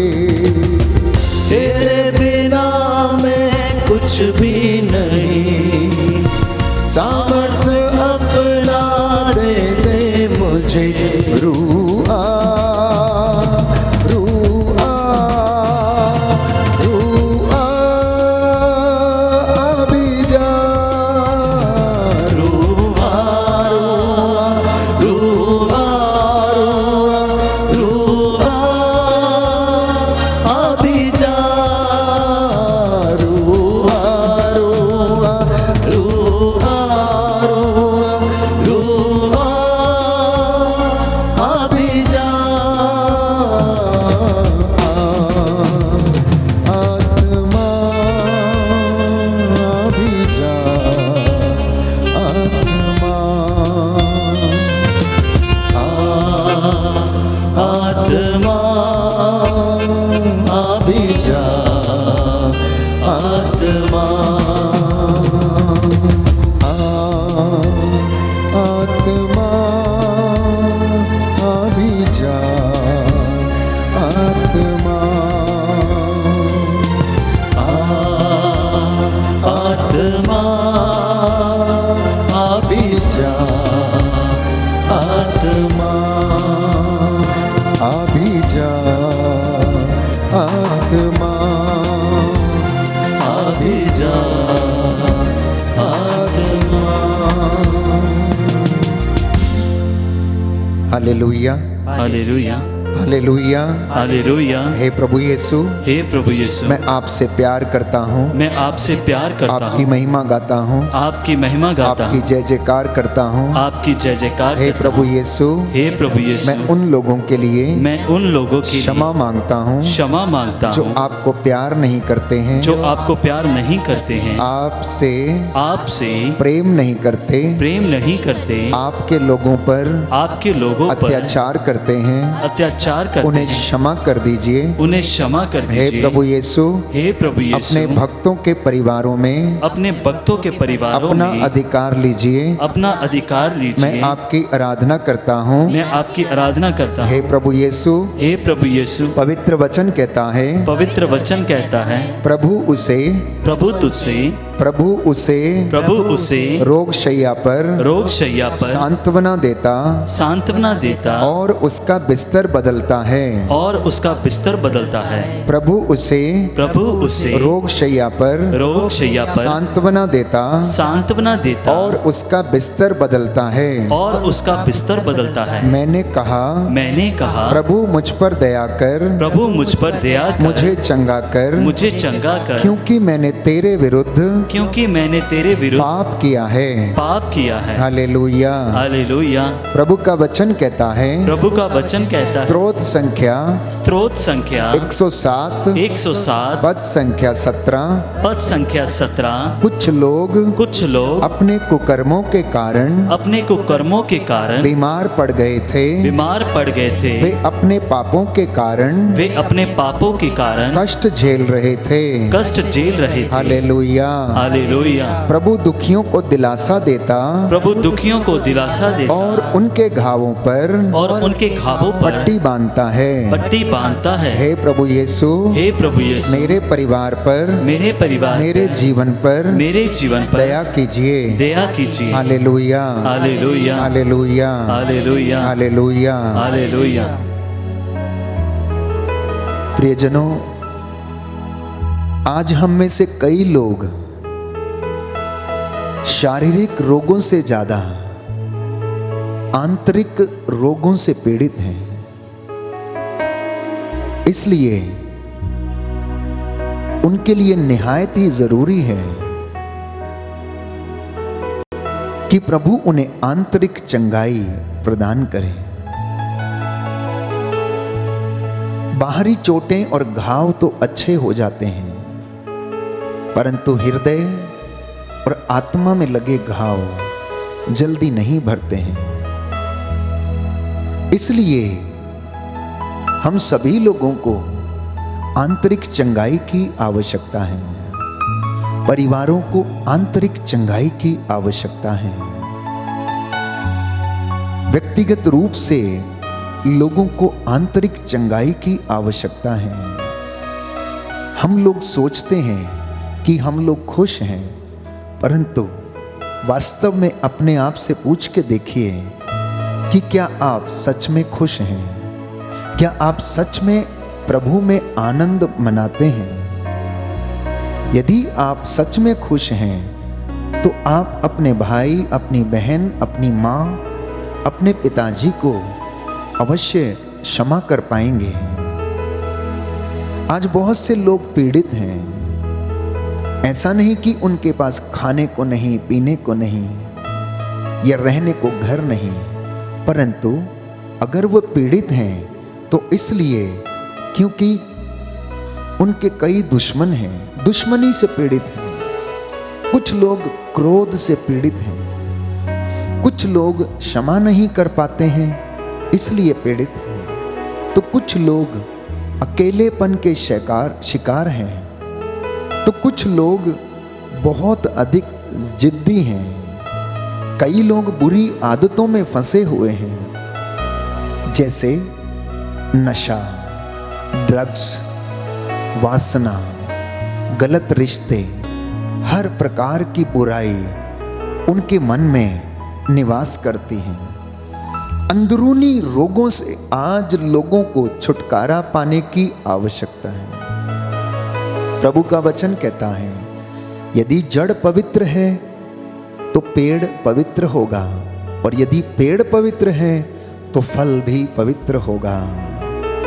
आज आपके परिवारों के लिए प्रभु का ये संदेश है कि अपने परिवार में प्रभु को प्रथम स्थान दें, क्योंकि प्रभु ये कहता है जो मेरा आदर करते हैं मैं उनका आदर करता हूं, और जो मुझे तुच्छ जानते हैं मैं भी उन्हें तुच्छ जानता हूं। आज प्यारे भाइयों और बहनों, परिवारों में प्रेम का अभाव है, पति पत्नियों में प्रेम का अभाव है, बच्चों और माता पिता में प्रेम का अभाव है। इसलिए घरों में लड़ाई झगड़े हैं, तनाव है, मन मुटाव है, और प्रभु की आंखें सब कुछ देखती हैं। वचन हमें बताता है, बाइबल बताती है कि प्रभु की आंखें सब कुछ देखती हैं। संत योहन के पहले पत्र में हम पढ़ते हैं, जहां पर प्रेम नहीं है वहां पर ईश्वर का निवास नहीं है। तो क्या आप चाहते हैं कि प्रभु आपको स्पर्श करे? तो क्या आप चाहते हैं कि वो आपको चंगा करे? प्रियजनों, तो प्रभु से कहना, जी हाँ प्रभु, मैं चाहता हूं कि आप मुझे चंगा करें, मेरे परिवार को प्रेम से भर दें। जो मनमुटाव, क्लेश, लड़ाई झगड़े, अनेक प्रकार की बुरी बातें मेरे जीवन में, हे प्रभु मुझ पर दया कर, मेरे परिवार पर दया कर, मेरे बुजुर्गों पर दया कर। प्रभु तेरी आत्मा हम पर अधिकार ले। अनेक चोटें लोगों के शरीर पर शायद ना हो, लेकिन दिल पर अवश्य है। हर व्यक्ति किसी न किसी चोट को अपने शरीर में लेकर जीने का प्रयास कर रहा है, और जब मौका आता है तो प्यारे भाइयों और बहनों वो बोल उठता है। तो मनुष्य की तरह विकसित होने के लिए ना केवल हमें रोटी, कपड़ा और मकान की आवश्यकता है, हमें तो प्रभु के प्रेम, उसके सानिध्य की आवश्यकता है। इंसान एक सामाजिक प्राणी है। प्रेम उसके जीवन का केंद्र बिंदु है। प्रेम परिवार का आधार स्तंभ है। और यदि परिवार में प्रेम नहीं है तो वहां पर ईश्वर नहीं है, क्योंकि जो प्रेम नहीं करता, संत पौलुस लिखता है यूहन्ना के पहले पत्र में कि वो ईश्वर को नहीं जानता। इसलिए कई लोगों के जीवन में ये आंतरिक चोटें लगी हुई हैं। Therefore we need inner healing. अब आप में से कई लोग आश्चर्यचकित हो जाते हैं कि ये आंतरिक चंगाई है क्या चीज? What is this inner healing? प्यारे भाइयों और बहनों, कई लोगों के जीवन में बचपन से क्रोध भरा हुआ है। हो सकता है कि उसके प्रीनेटल एक्सपीरियंसेस ही ऐसे हों। हो सकता है घर की प्रथम पाठशाला में, बचपन में ही, युवावस्था से ही उसे वह प्रेम ना मिला हो। हो सकता है उसके माता पिता कठोर रहे हों। हो सकता है उन्हें वह समय ना दे पाए हों। हो सकता है बच्चों को घर में प्यार ना मिला हो सकता है आपको बड़ों से प्यार ना मिला हो। इसलिए आप प्यार को इधर उधर खोजने की कोशिश करते हैं और इसी खोज में आप बह जाते हैं और परिवार टूट जाता है, रिश्ता टूट जाता है। प्यारे भाइयों और बहनों, हो सकता है माता पिता ने बच्चों को प्यार ना दिया हो सकता है बच्चों में नफरत पैदा हो गई हो। कभी कभी एक भाई अपनी बहन को क्षमा नहीं कर पाता है, भाई भाई को क्षमा नहीं कर पाता है। ये दिल पर चोटें हैं। जानते हैं क्यों? क्योंकि हो सकता है परिवार में प्रेम ना मिला हो, दुख मिला हो, कष्ट मिला हो, इन लॉस के द्वारा, माता पिता के द्वारा। बचपन में बच्चे को यह प्रेम ना मिला हो तो आत्मविश्वास की कमी हो जाती है, उदासी छाने लगती है, अकेलापन काटने लगता है, हीन भावना आने लगती है। बच्चे की हंसी मान लो उड़ाई गई है तो उस बच्चे के अंदर भी विश्वास की कमी आ जाती है, हीन भावना आ जाती है। प्यारे भाइयों और बहनों, बचपन से ही हो सकता है बच्चे को डर लगता हो। कभी कभी लोग बड़े होने के बावजूद डरते हैं, उन्हें भय लगता है, अंधेरे कमरे में जाना नहीं चाहते हैं, ऊंचाई पर खड़े होना नहीं चाहते, पानी को देखकर डर लगता है और ऐसी तमाम बातें हैं। प्यारे भाइयों और बहनों, किसी को पुरुषों से डर लगता है तो किसी को स्त्री से डर लगता है। तो हमें क्या करना चाहिए? अपने शोक को व्यक्त करना चाहिए, अपने दुखों को जाहिर करना चाहिए, लोगों से बात करनी चाहिए, पिता से परामर्श करना चाहिए, यीशु के वचन पर विश्वास करने की आवश्यकता है। पेतरुस जो प्रभु का चेला था, उसने यीशु को अस्वीकार कर दिया था। उसने कहा मैं यीशु को जानता ही नहीं हूं, मैं तो यह भी नहीं जानता हूं कि वो आदमी है कौन। प्यारे भाइयों और बहनों, जब ईसा ने उसकी ओर मुड़कर देखा तो पेतरुस फूट फूट कर रोने लगा। पेतरुस फूट फूट कर रोने लगा। एक पापिन स्त्री आई, जैसा कि वचन में हम पढ़ते हैं लूकस के सुसमाचार अध्याय 7 पद संख्या 36 में, जब वो एक शास्त्री के घर में बैठे हुए थे, भोजन करने के लिए वहां पर बैठे हुए थे, तो प्यारे भाइयों और बहनों, यह पापिनी स्त्री आती है और यीशु के पैरों को अपने आंसुओं से भिगोने लगती है, रोती जाती है। अपने अंदर की जो हीन भावना थी, दोष भावना थी, उन आंसुओं के जरिए वो व्यक्त करती जाती हैं। आज हम में से भी बहुत से लोगों को इस हीन भावना को व्यक्त करने की आवश्यकता है, त्यागने की आवश्यकता है, प्रभु को समर्पित करने की आवश्यकता है, प्रभु के सानिध्य में बैठकर आंसू बहाने की आवश्यकता है, प्रभु के प्रेम को अनुभव करने की आवश्यकता है। बीते जीवन की घटनाओं को प्यारे भाइयों और बहनों सिरे से देखना हमारे पास सवालों के जवाब नहीं है। अगर आप घटनाओं को याद करते रहेंगे, बीते दिनों की बातों को याद करते रहेंगे तो कुछ होने वाला नहीं है।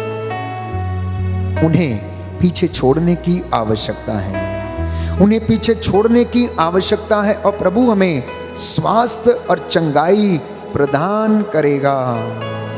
क्योंकि प्रभु यीशु कहता है, यूहन्ना का सुसमाचार अध्याय 15 पद संख्या 5, मुझसे अलग रहकर तुम कुछ भी नहीं कर सकते हो।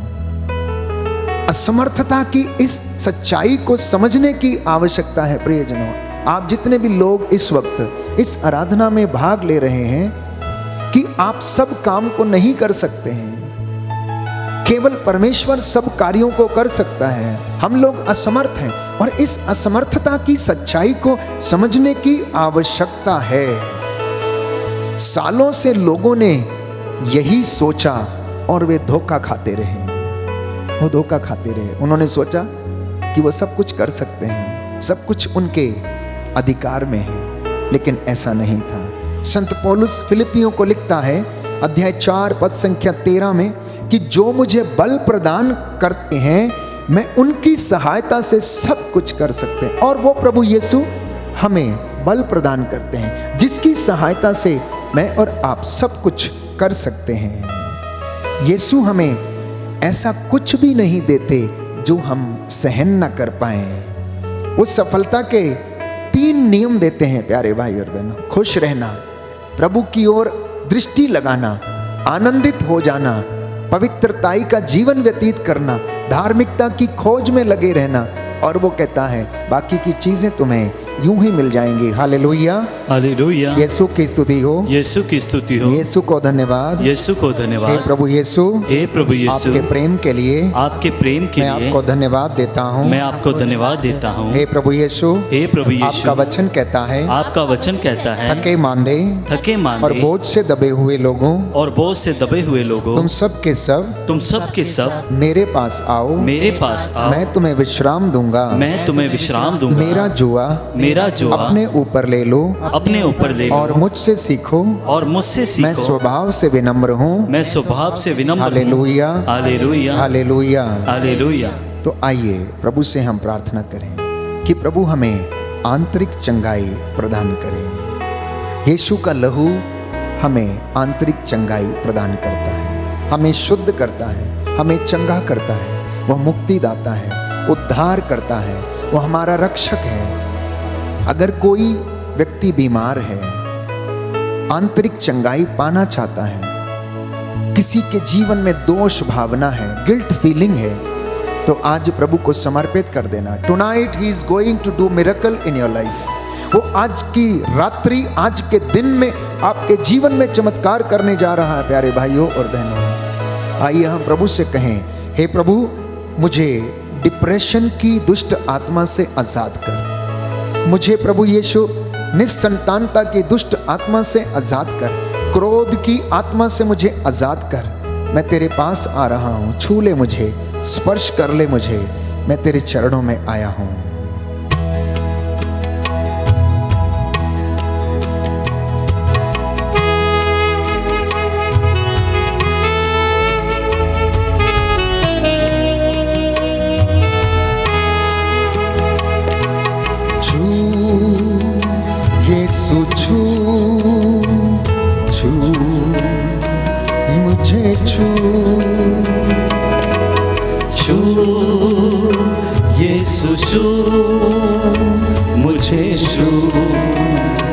यीशु छू, छू, मुझे छू, मुझे छू, यीशु छू। मेरी जान को, मेरी रूह को, मेरे बदन को छू। मेरी जान को, मेरी रूह को,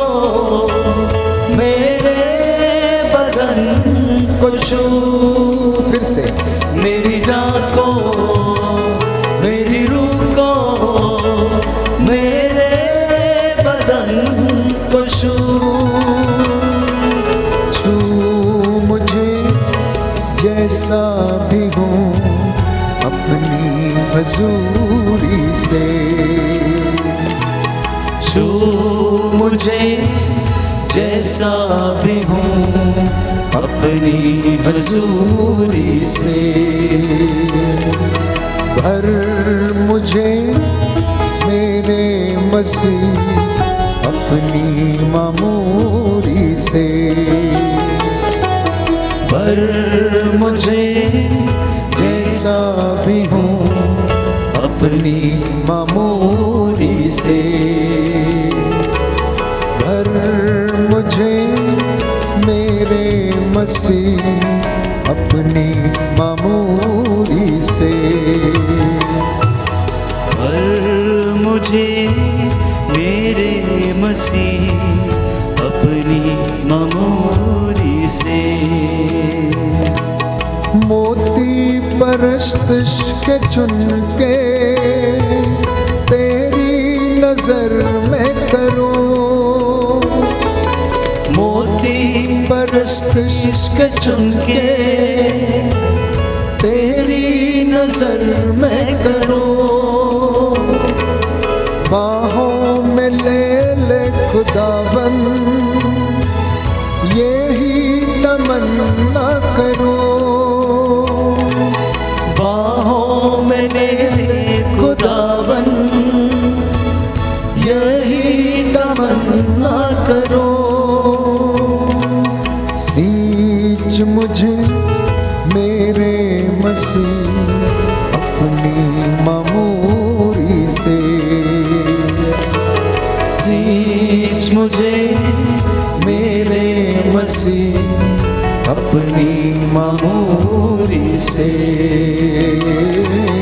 अपनी मामूरी से। अपनी मामूरी से। अपनी मामूरी से। हालेलुया हालेलुया हालेलुया हालेलुया। हे प्रभु यीशु, हे प्रभु मैं यीशु, विश्वास करता हूँ मैं विश्वास करता आप हूँ हमारे बीच में हाजिर हैं। आप हमारे बीच में हाजिर हमें हैं। सामर्थ्य दीजिए, हमें सामर्थ्य दीजिए, चंगाई दीजिए। चंगाई दीजिए। हालेलुया हालेलुया हालेलुया। हालेलुया। जितने भी लोग गर्भ की बीमारी से पीड़ित हैं, यूट्रस के रोग से पीड़ित हैं, यीशु आपको आजाद करे। बोले आमीन। आमीन स्पॉन्डिलाइटिस की बीमारी से प्रभु आपको आजाद करे।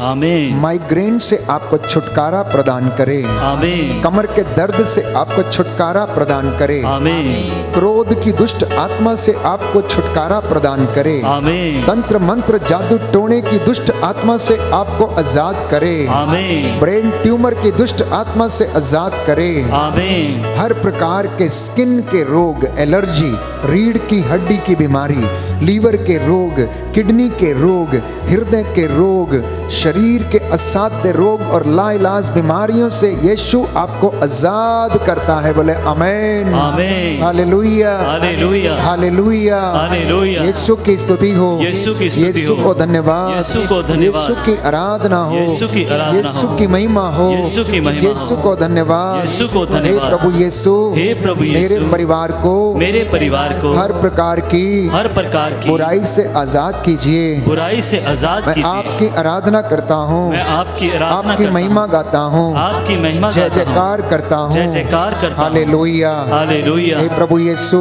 हे प्रभु मुझे यीशु, कर्ज से मुझे कर्ज से आजाद कीजिए। आजाद कीजिए। कोर्ट कचहरियों के केस से कोर्ट कचहरियों के केसेस से मुझे आजाद कीजिए। मुझे आजाद मैं कीजिए। आपकी आराधना करता हूँ, मैं आपकी आराधना आपकी करता महिमा गाता हूँ। हूँ, आपकी महिमा गाता हूँ। हालेलुया हालेलुया हालेलुया। हालेलुया।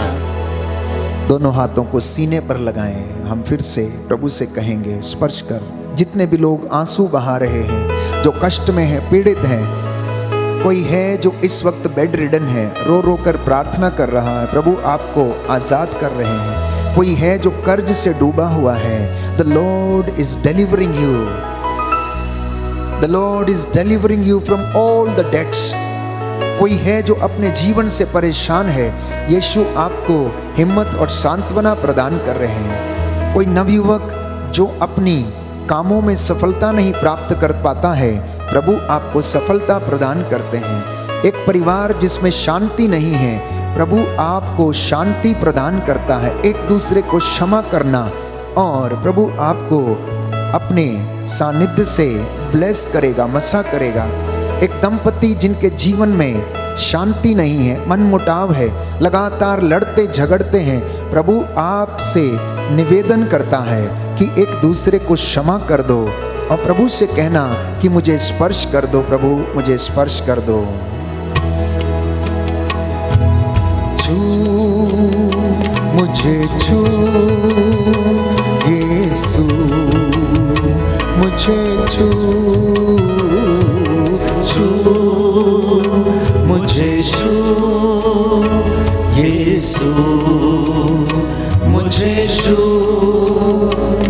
मेरी जान को, मेरी रूह को, मेरे बदन को छू।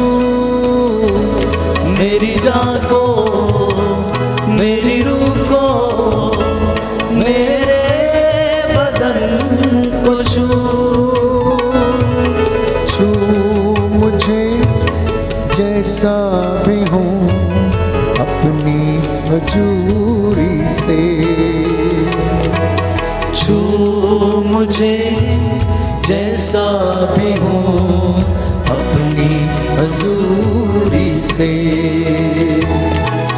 पर मुझे मेरे मसीह अपनी मामूरी से।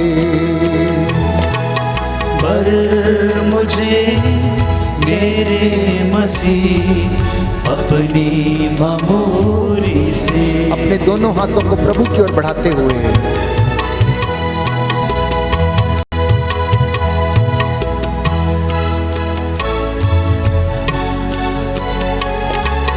छू यीशु, छू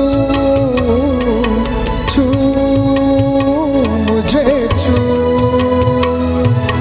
छू यीशु, छू छू मुझे छू। छू मुझे जैसा भी हूँ अपनी हजूरी से। छू मुझे जैसा भी हूँ अपनी हजूरी से। अपनी हजूरी से। अपनी हजूरी से। सभी लोग घुटना टेकें, अपने हाथों को प्रभु की ओर बढ़ाएं। मैं आपके लिए प्रार्थना करूंगा, प्रभु आपको आशीष दे, और उसके बाद हम परम प्रसाद की आशीष ग्रहण करेंगे। सर्वशक्तिमान शाश्वत दयालु पिता ईश्वर, संस्कार में उपस्थित मेरे प्यारे प्रभु यीशु, हम तेरी आराधना करते, तेरी महिमा गाते, तेरी जय जयकार करते हैं। तू पाक है, तेरा नाम पाक है, तू सच्चा है, तेरा नाम सच्चा है।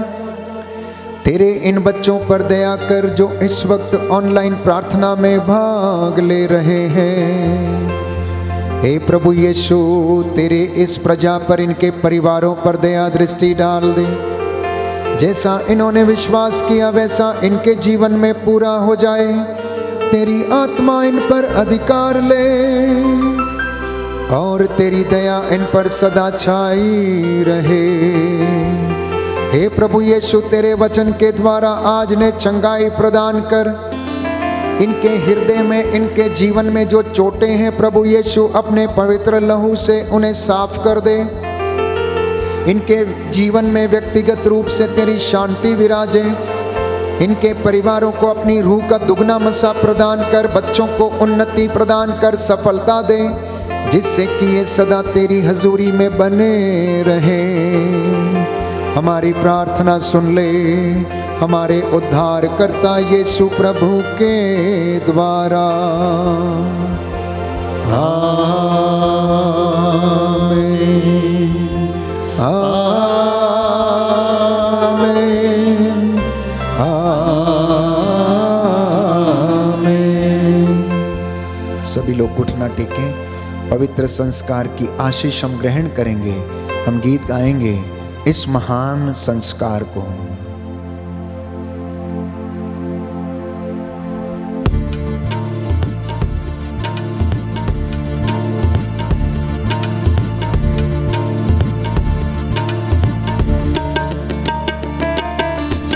इस महान संस्कार को दंडवत बारंबार हो। इस महान संस्कार को बीती विधि का उदार हो। नवरीति का विस्तार हो। देख न पाती आँख जिसे दर्शाता विश्वास उसे। इस महान संस्कार को दंडवत बारंबार हो। इस महान संस्कार को पिता और पुत्र ईश्वर को महिमा गान निरंतर हो। उन्हीं से प्रस्तुत आत्मा को सम्मान स्तुति सदा हो। इस महान संस्कार को दंडवत बारंबार हो। इस महान संस्कार को।